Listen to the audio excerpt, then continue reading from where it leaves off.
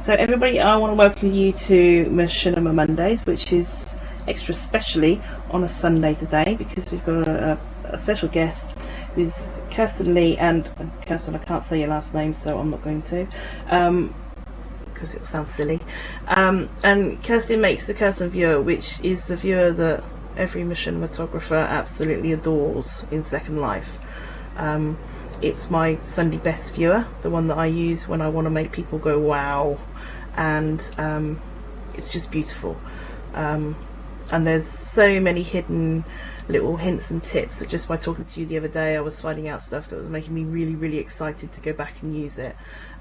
So we're just gonna share an hour and take up an hour of your time and pick your brains about your fantastic viewer.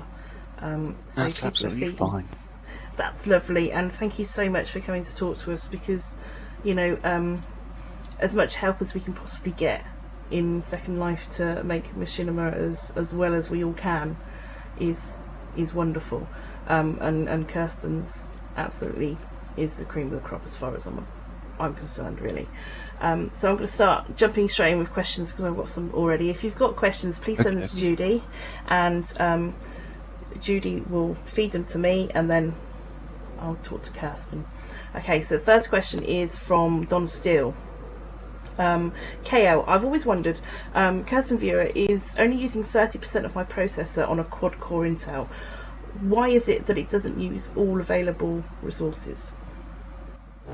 Okay, well, I don't know if people know the actual mechanics of the viewer that well, but strictly speaking, the Second Life viewer is actually really only a single-threaded application. It's not that many threaded. It's not that parallel. So on average, it spends about 90% of its time in a single thread, and the other sort of 10% in and out doing other such things. And the reason it only uses about 30% is because it's basically spread across those cores. And if it was a single core processor on Kirstens, it would probably flood the core. But because you've got a nice quad core, it tends to spread itself out across the cores, and you see about 30%. However, it all depends on the particular build that you're using, because sometimes I make special viewers which I compile with a little bit more parallelism, specially designed for multi-core processors, and those particular viewers will eat an awful lot more, and you could see your CPU usage rise to 45–50% or possibly even more. The current builds, such as build 7, are compiled more or less to the standard at the moment with a few tweaks. So they won't actually use more than about 30% on a quad core, and possibly if you've got a 6-core chip or something with HT, even less. Generally speaking, if you're actually wondering, machinimists, a quad core is a very good CPU, because traditionally about 3 cores is what you need for Second Life, which means if you use processor affinity, you can set up a 4th core for fraps or actual recording. But generally speaking, the reason it's only using 30% is because that's all it needs when you balance the loads of the threads across the cores. Percival asked, just as an adjunct to that question, how does that relate to Macs? As in, I'm presuming, do Macs work in the same way, sort of thing?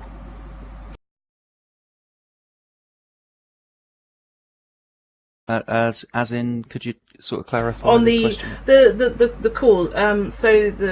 So for a quad core, you know, we've got quad core Macs now. Will that work within the same remit? Is the viewer going to be asking it to do the same sort of thing, and will the expectation? Yeah, generally speaking, yeah? the workload would be about the same.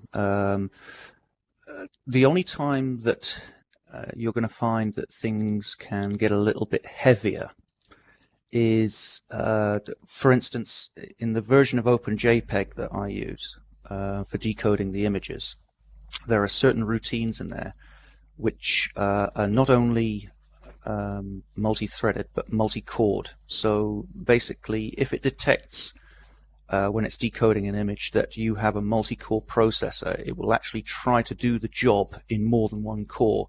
So what you can end up with in a heavy region where you've got a lot of avatars like we have here, and you've got a lot of textures, and you first TP in, you can find that the cores will all flood more or less equally, and you can use probably anywhere between 4 and 6 threads. So if you've actually got a hexa-core CPU, then you can do some good stuff with it. But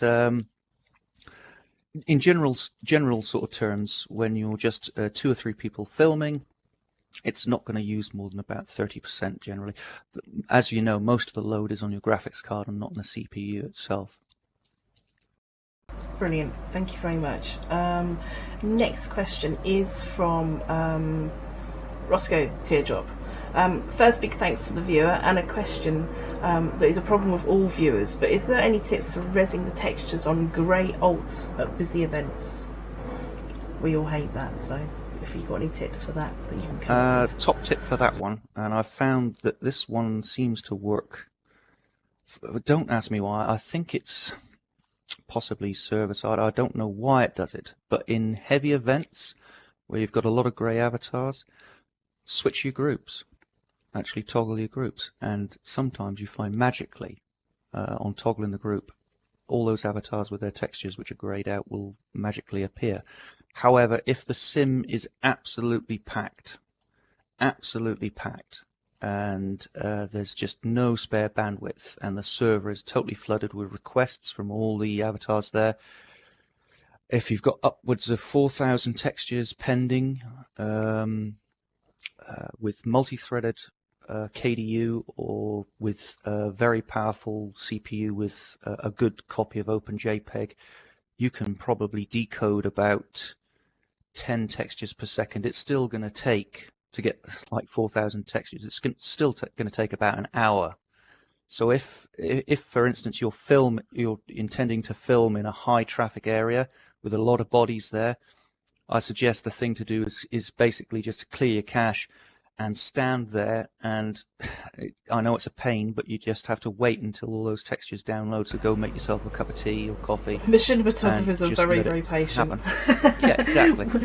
but if you want to get animal. that perfect crowd shot, yeah, Yeah. it doesn't matter if the decoder is OpenJPEG or KDU, because with that many avatars in one place, it's just how fast the server can serve all those textures, and it's not a case of decoding speed, because either one can decode fast enough. It's just that you're not getting enough textures quick enough, because the server's having to spread them around to all the bodies in the area. So yeah, it's just patient. But to answer your question, in a heavy traffic area, if the avatars all stay grey, try changing your groups, and that may bring things back to life. Brilliant. Mystery why it happens, but that does work.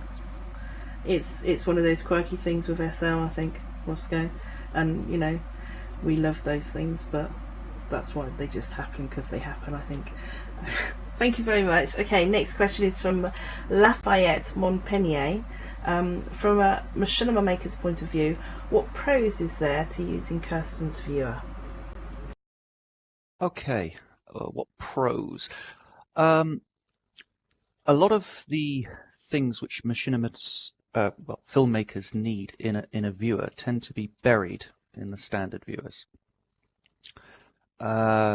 From Kirsten's point of view, you get a lot of those options which are not easily to hand. The bits that really matter to you, more easily accessible. The other thing is as well is Kirsten's viewer brings some things to the table which no other viewer brings in the terms of visuals, and also make those easy to handle and easy to get hold of.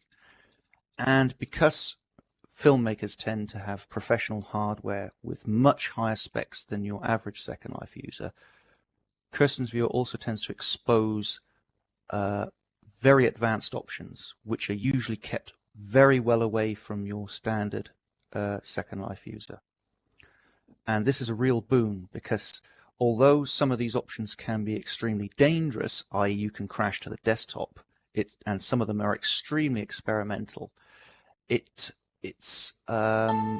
it allows a filmmaker more sort of tools in his palette to try to play with, to try to get those different effects, to try a sepia tone post-processing effect, or to try some vivid sort of cloud patterns with the wind light controls, or even to improve your frame rates by being able to adjust the background yield time that the viewer has against other processors running on your system. That's the major advantage of Kirsten's Viewer, is it doesn't try to it's not in competition with the Second Life viewer. It's not in competition with other third-party viewers. I like to think of it more as if this is just an extra tool that you can use. It doesn't have to be your standard viewer, but it's very nice to have.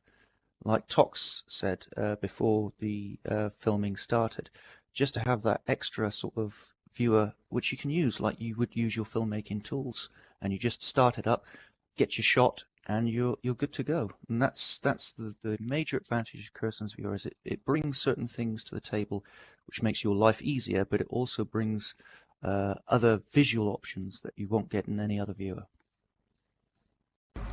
Here. It's like I said at the start. Kirsten's is very much my Sunday best viewer. It's my Sunday China. I take it out when I want to make an impact, and I wouldn't necessarily use Kirsten's. No offense, I wouldn't necessarily use Kirsten's for when I go shopping. Yes, you have to. It's very. It can be very, very frustrating sometimes. It's a very sensitive creature. You have to caress Kirsten's Viewer. You have to be very nice to it. And if you press the wrong button, woe betide, because you'll get the black screen of death and everything will explode in your face. But for all its frustrations, occasionally you'll just get the right combination. You'll coax just that extra few percent, which means the difference between something which looks good and something which looks wow. You know, you can just, it allows you to get that extra 5-10% out of Second Life and just push the limits a little bit further and improve those visuals. Yeah, no, I completely agree with that. Okay, next question. It's from Dark Taurus. Is there a plan to include AO client side like Phoenix does, or would you accept a patch if somebody else made it for the viewer? If there's a patch which is easily integratable into the actual current source code, then I don't see why not. I get asked a lot of times if I can put this patch in and that patch. And yes, I can understand that some of them would be quite useful. However, the problem that I constantly have is because the client itself and the base code that it runs on is so far ahead of what's actually currently available. I mean, we're talking, for instance, where Firestorm is now, the code that Firestorm is now running as their latest, not the one before, but their latest, was Kirsten's S20 build 44. So that's the difference. Where they are now, Kirsten's is already way ahead of that point. So yes, I will put patches in if I can. However, you must understand that because we're always pushing the limits of the technology, the code that I use, it can be so different from what you would expect that trying to put those patches in is almost impossible. I mean, it's one of the reasons why, for instance, RLV is not in the client, is because we're always rapidly developing and rapidly changing the viewer and keeping up with all the current changes which are available from also viewer development and mesh beta. That code is redundant as soon as we put it in there. It's already out of date, and we have a hell of a lot of trouble trying to keep and maintain these third-party patches because we're constantly running ahead with ourselves. So yes, if there's a patch available and it's easily doable and we can maintain it, then we're all for it. However, if it gets its hooks into things where it's going to sort of hamper what we do, which is try to keep ahead of the game all the time, then it sort of takes a lower priority. But I'm not saying that it's not possible, but yes, maybe so. We might be able to do it. Brilliant. Thank you very much. Okay. Ed Vespucciano has a question that's very, very dear to my heart. This is what I mentioned a long time ago in a meeting with Brett Linden. As much as Chantal's completely obsessed with 3D, I'm completely obsessed with this question, and you'll like this question. Ed says, in light of what he's saying, can we get tear-off filming menus to use on a second monitor while filming? And this is something I mentioned to Brett ages ago, and he sort of had a bit of an epiphany when I mentioned it, because I don't think he'd thought about it. So basically what I want is a lot of our UI to tear off so I can have chat or animation controllers, etc., on a second monitor outside of the client. What do you think about that? It's funny you should mention that, because you see, because of where we are, and Altair, my Linux dev, will back me up on this, we tend to see code which is not even in the repositories, which is just actually going through the sort of talk amongst yourselves, Linden Lab, sort of what do you think of this idea, what do you think of that idea, and before it actually makes it into the main sort of source code branches. And the question you asked, well, would it be possible to have tear-off menus outside of the main window? I think there might be a distinct possibility that that will come true in the not too distant future. I can't say a lot more than that, because I don't know for sure the ins and outs of it, but from what I've seen of where they're going with the code that they're doing with the UI, I think that's a distinct possibility that that is going to happen, that you're going to be able to use parts of the UI outside of the normal window. Don't hold me to that, but I've just got this feeling in my water, because it's like Kirstens is always looking into the crystal ball and trying to second guess where things are going, you know, where the shadows are going to be, what's going to happen with mesh, and trying to look at the code and get a feeling for what's lining up sometime down the road. And I reckon that's in there somewhere. I reckon that's definitely in there somewhere. That's I'll tell you, I'd be so. Yeah, I would be so happy if that came in, because not only is that great for us as machinimatograpers, but that's good for Second Life as a whole, because then you would have increased concurrency and everything, because, you know, I'd be perfectly happy to sit there with my group chats and my IMs up with the rest of my client minimised while I'm sat there working, and it would be flipping fantastic. That would be like Christmas and birthdays and everything, so that's really good news. So thank you for that. I like that answer a lot. Next question is from Angie Mornington. What would be the ideal graphics card and specs to run Kirstens on Ultra? Oh, that's the golden question, isn't it? It's a funny thing, you know. There's no easy answer to that one. However, I can give you a few facts.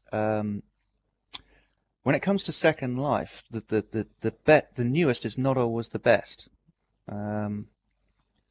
However, there are one or two different graphics cards which run Second Life particularly well, depending on your budget. And if I was pushed to say which cards run Second Life best, without a shadow of a doubt, and this is for various reasons, but it would be an NVIDIA card. Now, I know that ATI can produce much better visuals in certain respects, but in this particular application, NVIDIA rules. Now, on the actual SL statistics, they have certain sort of stats that they keep, and one of those stats is which graphics cards in Second Life produce the most consistent, not the highest, but the most consistent frame rates throughout.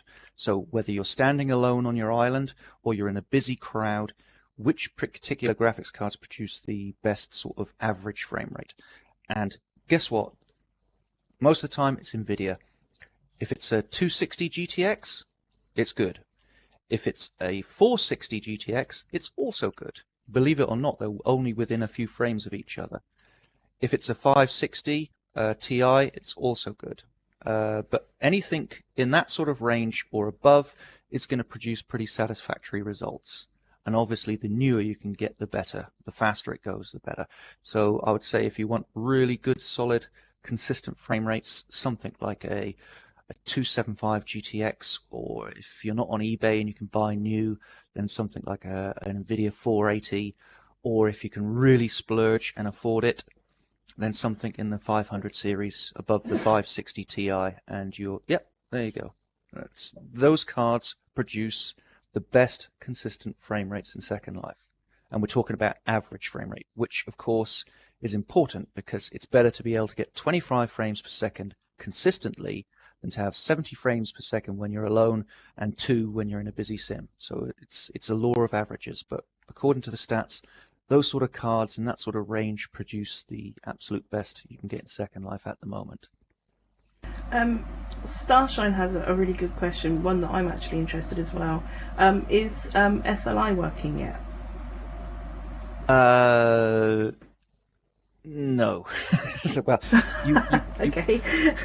Okay. Straightforward answer to this. You can see a benefit, however, SLI doesn't work that great in Second Life. However, as far as I remember, and it's a long time ago, it's nearly 2 or 3 years ago now, when Shadows were first designed and Shadow Draft, the actual rig that it was designed on had 2 8800 GTSs in SLI. So there you go. Whether or not it works any better nowadays, I don't think so, because no. But you will see a benefit depending on the rendering mode that you use in SLI. But if you want a recommendation, save your money that you would do on buying 2 cards to run SLI, and with the money that you would have spent on 2 cards, buy a single card solution, which is much more powerful, and you'll benefit much more from that. So rather than getting 2 560s, perhaps, if you can really afford it, get yourself a very powerful single card solution, and you'll be up there with the best. Good advice. Good advice. Makes me feel not too bad about my 480, which now needs upgrading. Well, there is another tip as well. There is another thing you can do. If you're on Windows 7, I didn't know if you know this, and you've got a Crossfire or an SLI board with 2 PCIe slots, what you could do, and this is a neat little trick because Windows 7 supports this, is you can run 2 separate cards. Yeah. You can actually install 2 sets of drivers and run 2 separate cards.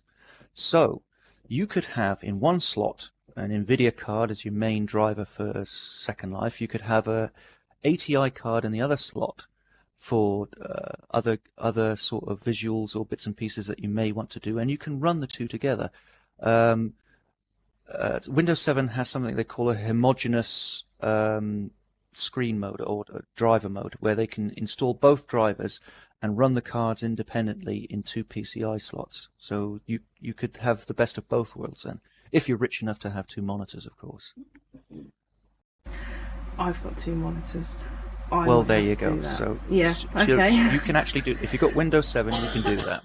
I think in the latest I'll be looking on Amazon tonight as well. I'll be on Amazon tonight. Damn you, my bank account damns you. Okay, next question is from TCAF Viper. Question: I have an i7 iMac with 8GB of RAM and an ATI Radeon HD 5750 and an SSD disk.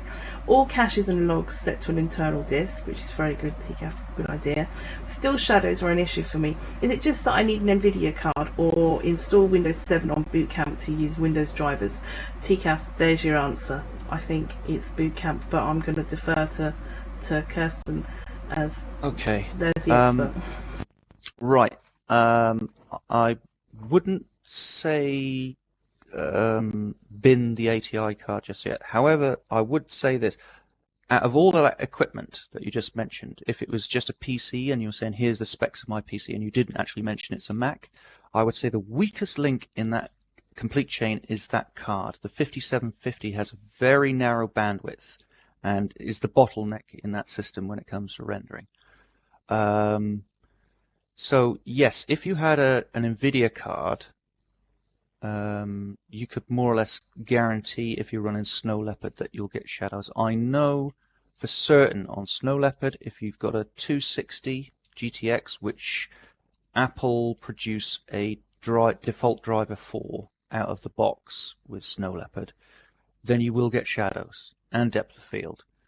However, as Tox did mention, the other option is you just boot camp it and then put the native Windows drivers in, and even so, you may still get issues with ATI. There are portions of the code in the pipeline, for instance, anti-aliasing on render targets, where basically there's lines of code where it says, if this is an ATI card, do not let it have 4 times AA, switch it to 0, force it to 0, because there are driver problems with ATI cards. So if you really, really, really must have shadows in Second Life, then your best bet is probably with an NVIDIA card. Whichever route is the cheapest, or boot camp into Windows, I don't know, but the choice is yours. Yeah, I mean, when I was using my iMac for my Machinima, I put boot camp on an ATI 2600, and just running the ATI, the iMac on boot camp made shadows work. So you know your mileage is going to vary, like Kirsten said.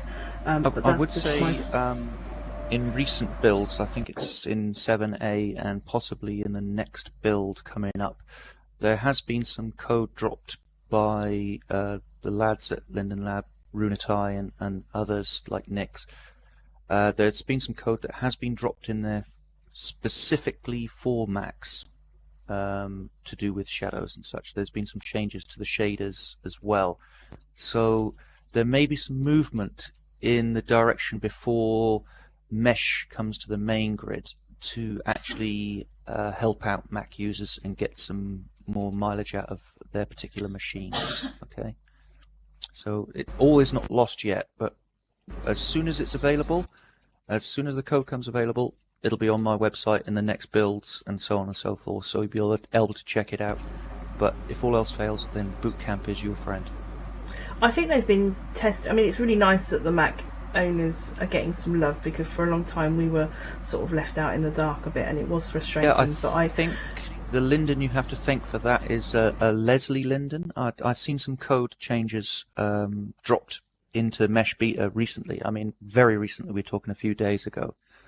So they're definitely thinking about it now. They're thinking about it more seriously, because it's coming so close to Mesh coming to the main grid that they're trying to round this all off and get it in, so that everybody's happy and the Macs can have shadows and the Windows and Linux. So yeah. That's brilliant news. That's really good. Yeah, because although I am a PC user at the moment, my heart still lies with my Mac. So that's what it is.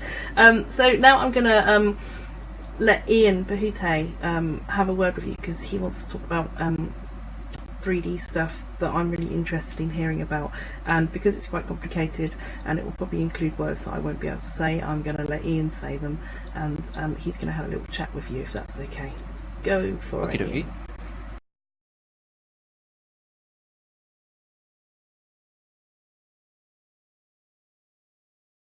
Ian, where are you?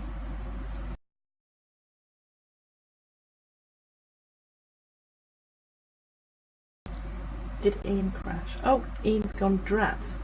So I'll just carry on. And do you need a couple of minutes, Ian, or shall I go to the next question first, and then we'll come back to you? Let's go to the next question first, and then you can. Oh, Ian's voice has failed. Okay, I'll go to the next question, Ian, and then we'll see how you're doing. You make off. That's all right. Just while you're trying to get it sorted out, no problem. So the next question is from Jonathan Yap. Will you be adding in the upcoming region wind light enhancement? Yes, most definitely. Yeah, that's an unequivocal yes. In fact, I've got a little surprise for you filmmakers tonight, because whilst the website was offline, I thought I'd have a little play. And if you visit the website tonight and you are running Windows, because I've only just built it, and you sneak into the download section for test builds, there's a build of the viewer which is dated today. Now, it hasn't got the region wind light stuff in it, but it has got something that I think you may like, because I saw on the forums, I think it was Torley Linden and a couple of others, had different cloud effects which you could load into Windlight to give you awesome different skies to use in filming. So what I've done is I've done a little bit of programming, and you can go into the Windlight settings in this build 8, and there's an extras tab, and in it you'll find a drop down, and you can select from normal clouds, alto cumulus, cumulonimbus, and higher stratus type clouds.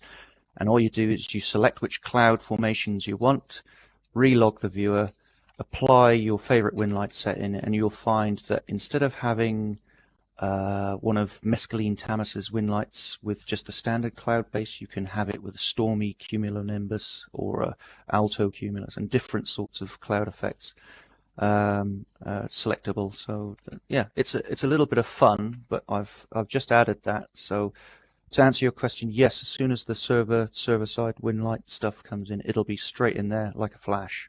And just to give you a taste of some extra bits and pieces, I've just put that test build on for you to play with tonight. You'll really enjoy that. What you can do, it brings whole new life to all those default Windlight settings, like the coastal one, especially if you put the big stormy clouds on it. There you go. So there's a treat for you. Something for you to play with later. I can't wait to play with that. I love my Windlight so much, and I'm just absolutely ecstatic. I know what I'm doing tonight, and all the rest of my work is just going to have to wait because I'm going to be making pretty pictures with Windlight. So yeah, that's fantastic news. Thank you so much for doing that. That's just going to be lovely, lovely, lovely, lovely. Ian, I heard you cough, my friend. Are you all up and running? Do you want to go for it? I'm still. Can you hear me? Yeah, that's good enough. Yes, go for indeed. it.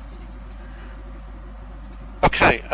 First of all, I just want to say thank you very much for letting me speak rather than I am. So it's quite a privilege. The second thing I'm going to apologise about is I am hugely passionate about this subject. So please just tell me to shut up if I go on too much. And the third thing is really, I don't have like a specific question because I know this area is hugely technical. But I suppose I really wanted the opportunity to sort of make a bit of a statement in front of this group and with this opportunity with Kirsten, really to just highlight an issue. And the first is really, we're in a world of 3D. We have it at the cinema. We have it now on our televisions.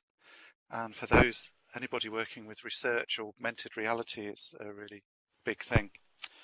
I personally have been extraordinarily lucky. I've been working with 3D stereo technologies all my professional life, which is, I'm going to cough at this point and say it's quite a long time.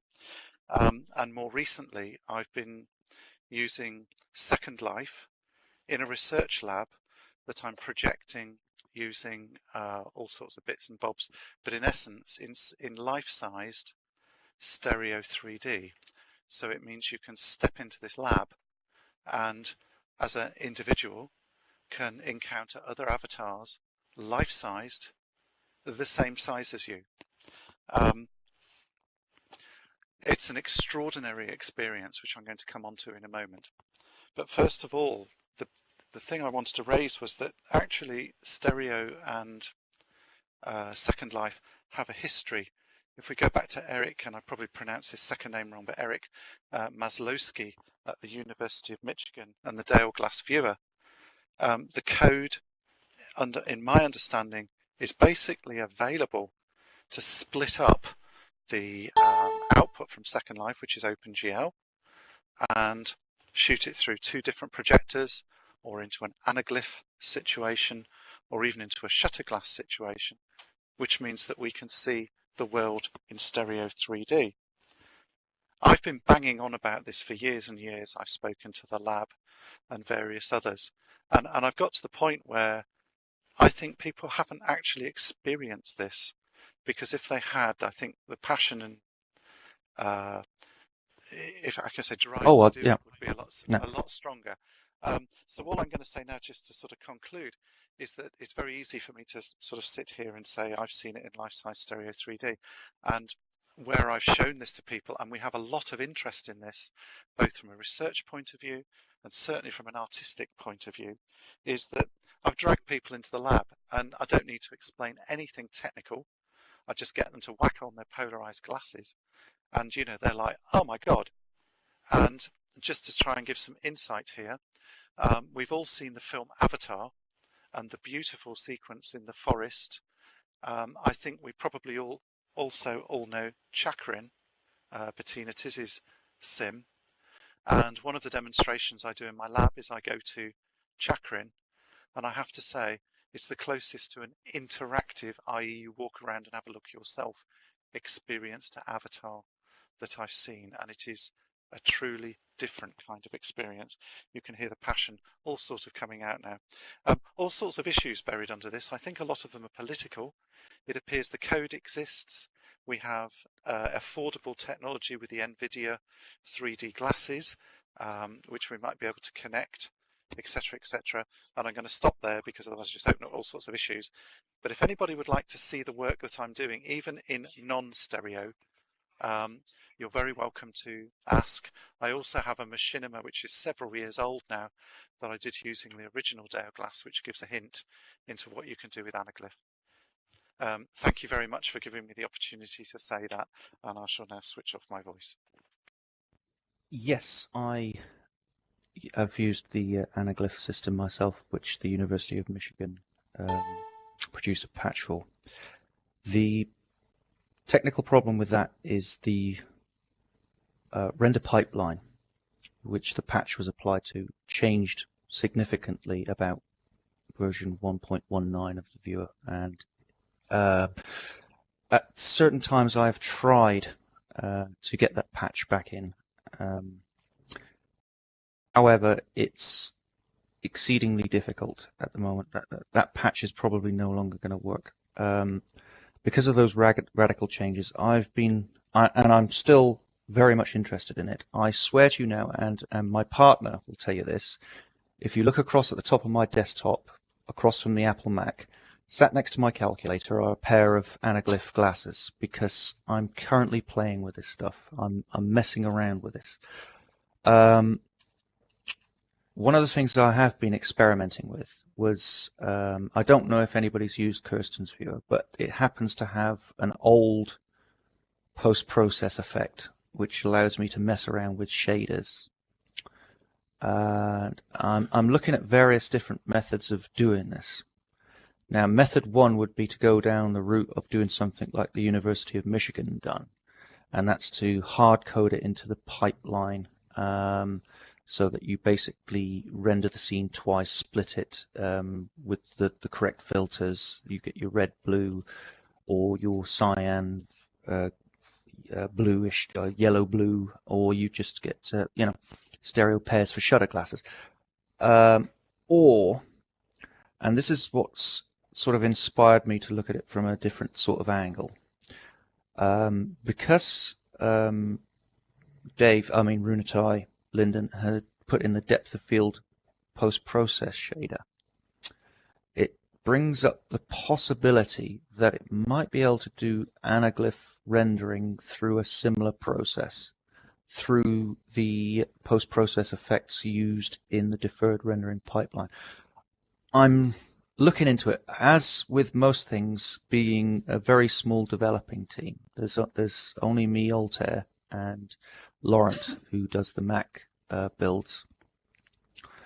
Our time is fairly well hard pushed in this respect, so we have to be realistic about what we can achieve in the time that we have. However, it's something which is on my mind, and I will be continuing to do some work on that and hopefully get some sort of 3D vision in there. Ideally, if I can go down the route of doing it as a post-process shader, which will do proper 3D, we can have it with several modes for different usages. So it's half color mode,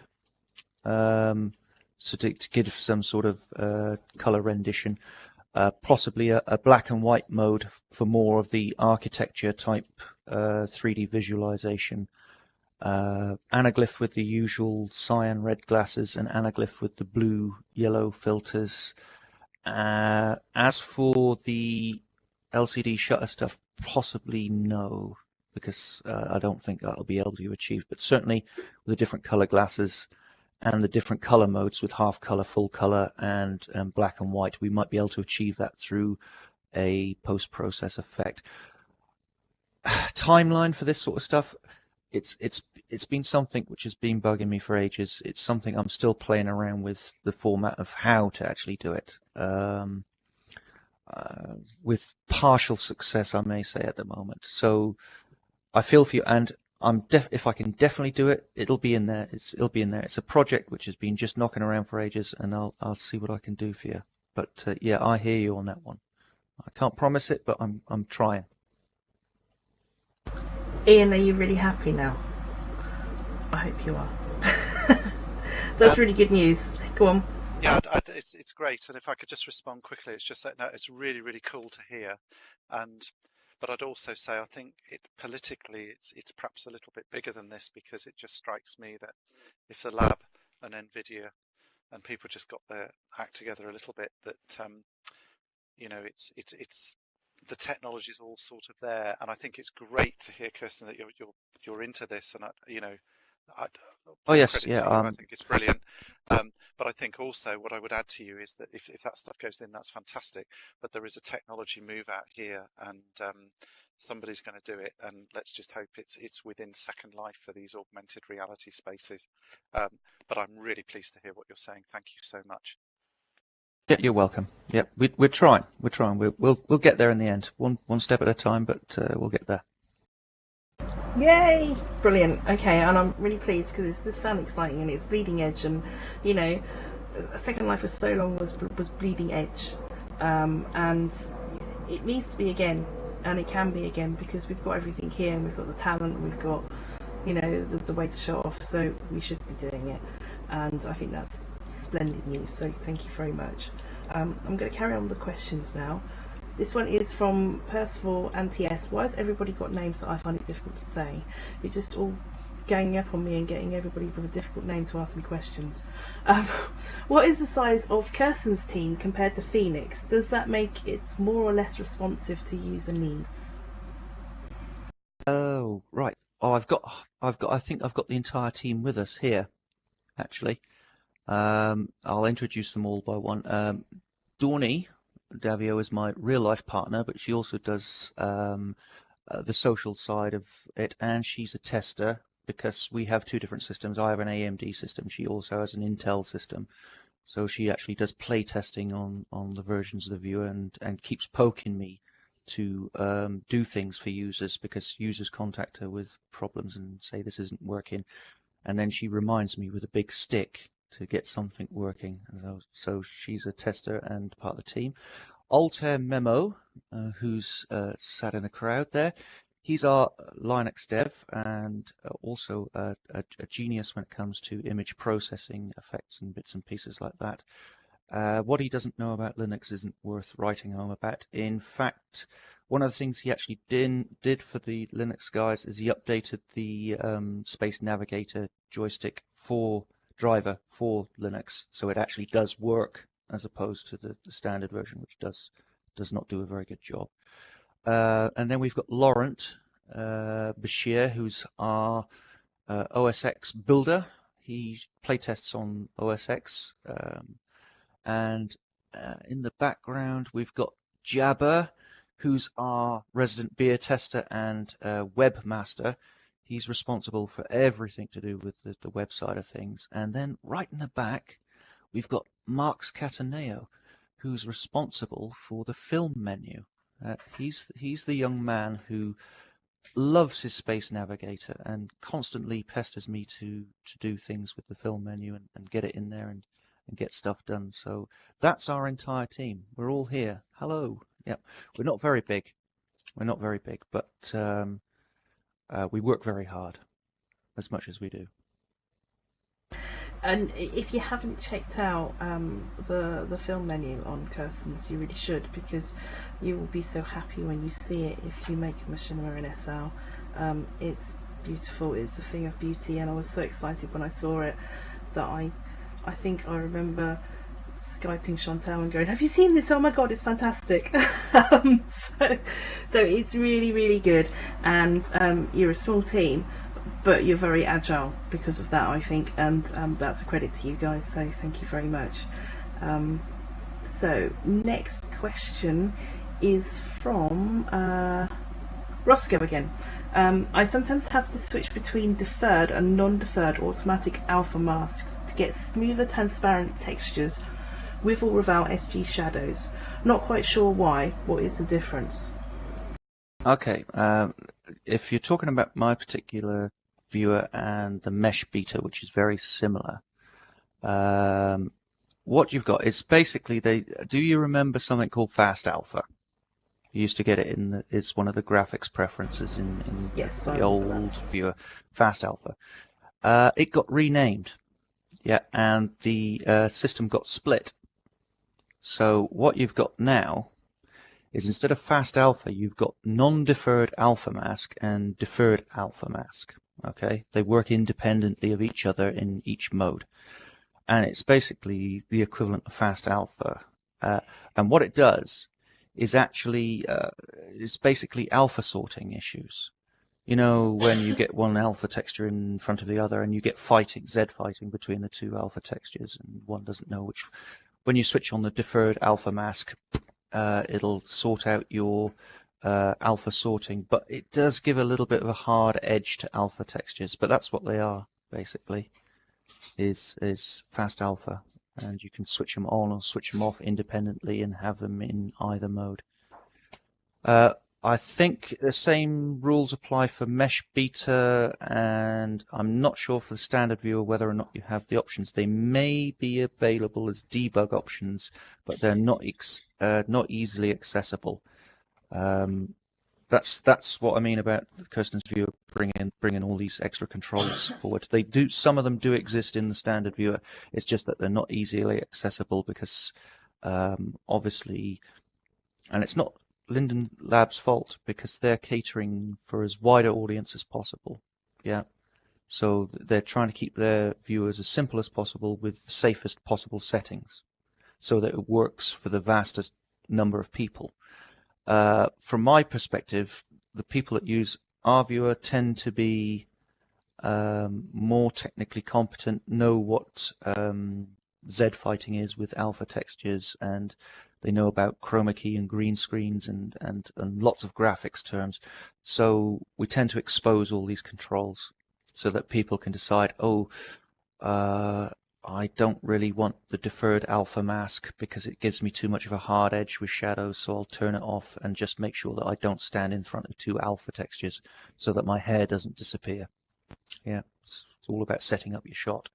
But the functions are there to use to be switched on and off. I hope that makes sense. I think it does. It made sense to me, and Roscoe's got it as well. So cool. so basically it's the alpha masks are the equivalent of fast alpha and stop Z fighting on alpha textures when they're switched on, but can give you a hard edge on certain alpha textures when you use them. So you've got the option to switch them on and off independently for either deferred rendering or standard rendering. Okay, lovely. Brilliant, thank you. And if you didn't get it then, there's a test in 2 hours, so just go back over the chat logs and we'll pass the papers out later. So my next question is from Dark's Taurus. He's asking, what new things have you got planned to help people make better machinima? Okay, well, as I already mentioned today, I put in those, and it is only a test viewer, by the way, boys and girls. It's not had a lot of beta testing, so it may be a little bit unstable, but I am using it at the moment. That's one thing, is obviously the Winlight server-side stuff. I'm also going to be looking again at selective de-rendering of objects. And also sort of extending the de-rendering of avatars, because I don't know if you know this, but if you actually mute an avatar in Kirsten's viewer, it actually de-renders the avatar completely invisible. Yeah, not even there. And this is an idea that I thought, well, that's okay for muting, but you can't actually hear them then. And it was an actual Machinima filmmaker came up to me and says, that's a good feature, but what if you could selectively de-render them, but actually hear them talking, so you could have your stage hands on screen manipulating things, but not actually see them and stuff like that, and still talk to them, which you can't do when they're muted. Well, they can't, talk to you when you've muted them. So I thought that's a good idea. So that's something which is in there that's coming in the future, most likely. There's the server Winlight stuff. I might be turning my attention back to the 3D again and having another look at that. We'll see what else falls out of the tree with the mesh viewer stuff. In the next version, there's some more updates and upgrades to the avatar physics system, which changes again. There's probably some changes later on in the UI and how it works. And we'll see how we go with maintaining what we've got. You see, the trick is to add stuff, but to carry on with what we're doing without breaking stuff as we carry on updating. There's other things besides which differentiate Kirsten's viewer from the standard one. Have you ever actually used Viewer 2? Anybody? Hands up. Yeah, I suppose you have. Have you ever done Control Alt F1 to get rid of the interface? Yeah. Okay. What happens to the screen? What happens to it? Have you ever noticed what happens to the screen when you do a Control Alt F1 in the standard viewer? In Viewer 2. Okay. It stretches. It resizes. Yeah. Up and down. Yeah. Now, if you've ever used Kirsten's viewer, it renders the world slightly differently. There's a good reason for this. It's to do with it's to do nothing with actual filmmaking. It's but to do with immersion. It's to make the user interface less in your face. You'll see that the bottom bar and the top navigation bar have got alpha in them. They're about 50% alpha, so you can actually see the window of the world behind them. It makes the user interface less intrusive. Yeah, you can still see behind the user interface. But there's another good reason for doing it like that. When you press Control Alt F1, it just disappears the UI. It doesn't resize the screen, so you get the full pixel size that you possibly can do for filming. So the biggest picture, so to speak. So it gives you more pixels, basically, top and bottom. It doesn't resize the scene. But it's little touches like that you don't notice straight away. But it's small things. It doesn't have to be a big thing to make a big difference. It's small things, and if we can just maintain doing those little small things, they build up into one big thing eventually. So no huge plans for the future. Just carry on doing what we're doing, adding new bits as they come along, and tweaking things and fine-tuning things and making things even better, and hopefully crashing a lot more when we add even more tick boxes to do crazy things. Oh, and that's one thing I'm going to add next week.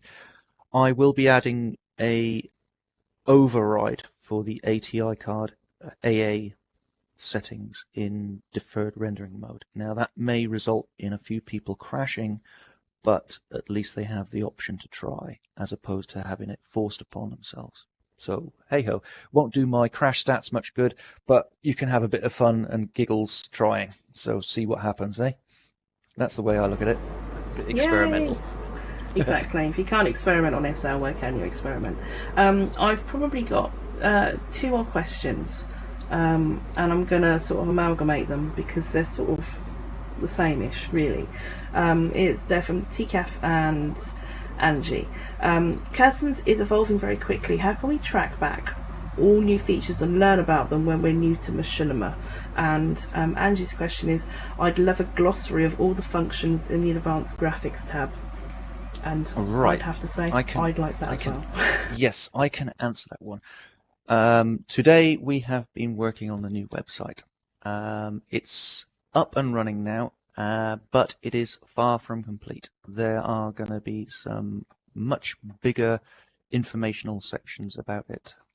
There's going to be a full-blown wiki, which will not only discuss all the various functions in the viewer, but will show you how the viewer is built and where all these little Easter eggs can be found and what they do and which settings are dangerous. There are a couple of guides on the forums as well, but generally speaking, the website is going to be much expanded with much more information about all the various ins and outs of the client.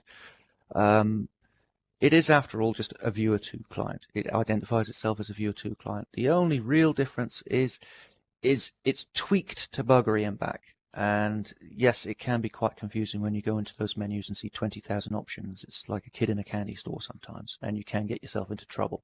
So, yes, we're going to do that. That's brilliant. And I know for a fact that I go into that when I'm in Kirstens and play around with everything until I kind of mess it up and then have to go and install and reinstall. So I'm completely guilty of putting my hands in jars I perhaps shouldn't. So that'll be really useful for me. So to answer Ian's question quickly, yes. Yes. Initially, we're just going to be writing a few of the wiki pages, and it'll be just admin. It's not visible on the website yet, but as soon as we've got the basics down, we're going to be taking a lot more contributions and tips and bits and pieces. Also, the live chat system, which is just a simple support system which we have in the viewer at the moment, sometime down the line in the future, this year, I would say, we're going to expand that into having different chat areas for different sorts of interest groups, such as photographers and filmmakers. So that's something. It's all in the pipeline to sort of just get the viewer more sort of integrated with the website and link people together in more interesting ways and get the information out there, because it's such a small team. And a lot of the time, I have to be honest, we spend about 90% of our time answering questions and about 10% of the time actually doing any coding, if I ever get the chance. And even just keeping up with the Linden Lab changes is a job in itself.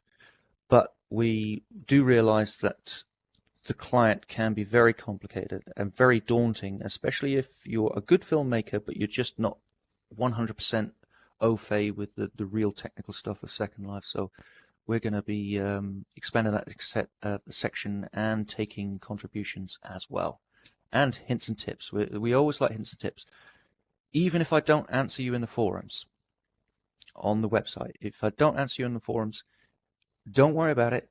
I always read the forums, every single last one of them. If you mention it in there and it catches my eye, I write it down on a note card or a piece of paper, and you can bet your bottom dollar, and several people will tell you the same. They've done it, they've said it, and it happens. That's the way it goes. So if you've got a good idea or you think there's something and think, oh, that sounds like, yeah, why not? And just say it on the forums, and I'll read it, and if it can be done, I'll do it. brilliant. Thank you so much. We've run out of time. We're a bit over, in fact, but I just want to say thank you, and the contribution that you give Machinima makers is just amazing, and you all are technical viewer, as I've said to you before. So thank you very, very much, and thank you for coming and speaking to us and giving us some really good tips. And I know that everybody's going to go and download your test video today and have a play. So thank you so much. Don't kill me if it doesn't work or it blows up. It's it's very experimental, but yeah, please do. We do enjoy your feedback, and I must admit I am an avid film watcher. I love watching you guys make films. I like making the occasional one myself, but I'm no expert on it. So thank you very much for your input as well. It makes this place a much richer environment. And thank you very much. And if anyone sees the opportunity to help Kirsten out with his beer money, now's the time to do it, because he needs his beer. The more beer you buy him, the more viewers we get. So thank you very much. Thank you.